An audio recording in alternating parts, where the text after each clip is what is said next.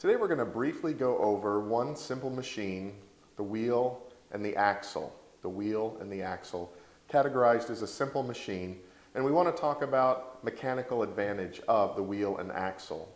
Essentially, with a wheel and an axle, most people tend to think of automobile tire, because that's usually what we talk about is a wheel and an axle.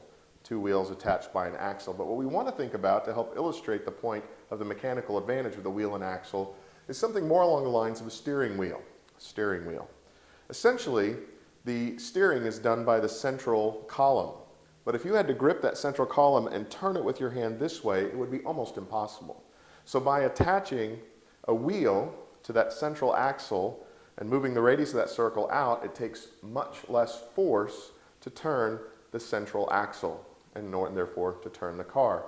So what you have then is a mixture of one type of force, the wheel, attached to the axle, making it easier then to do what you would ordinarily have to exert a great deal of force if you grabbed the main axle itself and tried to turn it by itself. So I've got a picture here. This is the central axle here.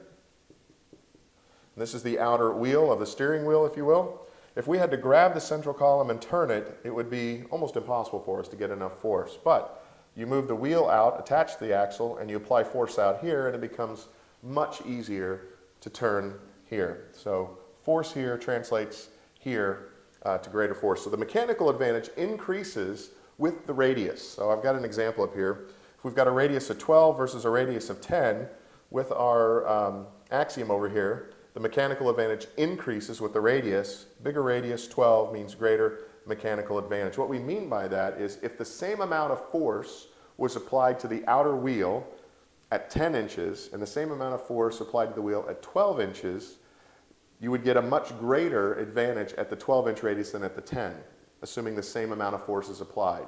It becomes, it translates here to the central axle much greater. So the mechanical advantage is greater the larger the wheel is. And in the same way, if you've got a larger wheel, it takes less force to turn it. So if you think about it, sometimes in little sporty cars, they have sort of smaller steering wheels, but when you get to something as big as a bus or an 18-wheeler, they usually have very large steering wheels.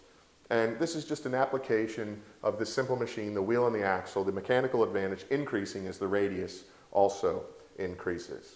Well, this has just been a basic overview then of the simple machine, wheel and axle. If you'd like to learn more about this or related matters, underneath this video, you'll find a link. If you'll click on that link, it'll take you to that website that has that information. And while you're on that website, you'll also find a link to an ebook that's ready for immediate download.